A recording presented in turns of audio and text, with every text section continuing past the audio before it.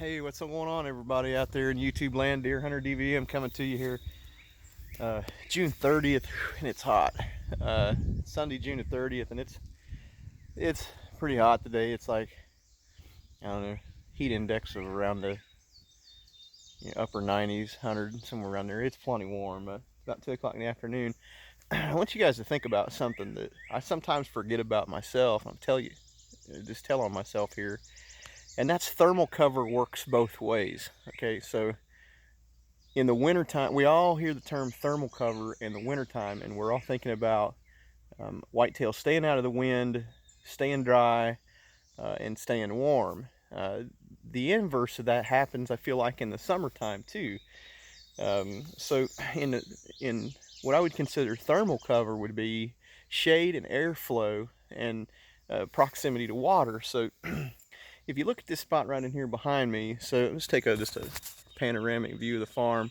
Everything rises all the way out here to this fence row, and this fence row runs all the way down that way.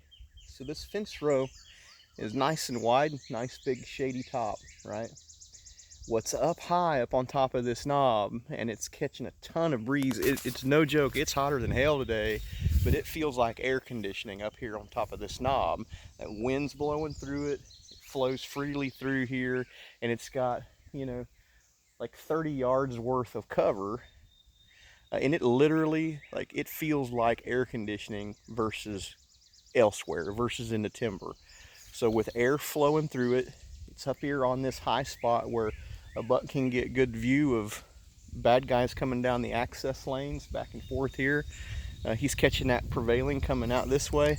I kicked a buck out of here last summer on the very end of that. That's why I'm going through this with you. But thermal cover, I feel like, works two different directions, summer and winter, and they don't want to be any hotter than me and you do.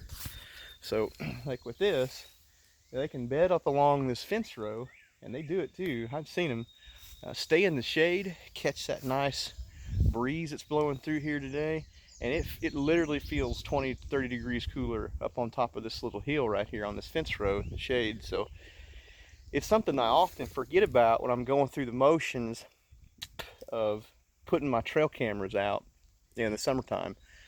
You don't want to put those trail cameras out in the beating sun all day, because it's just not going to get a whole lot of activity. So what I'm going to try and do here, I'm going to break this fence row. I'm going to put a camera through this fence break. It's perfect little, we see deer use it all the time. It's one of our sentinel camera spots that we'll use all year to monitor this farm. I'm going to go around the edge here. We talked about water and thermal cover.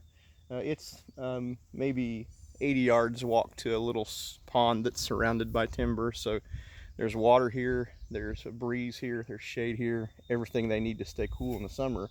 I'm going to run these trail cameras down along here, and as the western sun sets, it'll cast shade out into this bean field. I'll take a walk through here real quick. Here's our fence break. All right. Pretty good trails here. Camera will go right there on that tree. So you see how sunny it is today, and I'm knowing backlit, but as the western sun goes down, it's going to cast shade this direction out into this field. In the summertime, these little guys right here, these little standing beans, when they're nice and tall, if you look in those shaded spots, they will be ate down to nothing. So, or there'll be a clear browse line in that shade line. So thermal cover in the summertime, I feel like, is a good idea to just develop a thought process around. It's not necessarily a huge strategy key or burner or whatever. It's just helpful information for scouting and putting your trail cameras out. So anyway, I'll catch you later. I'll see y'all.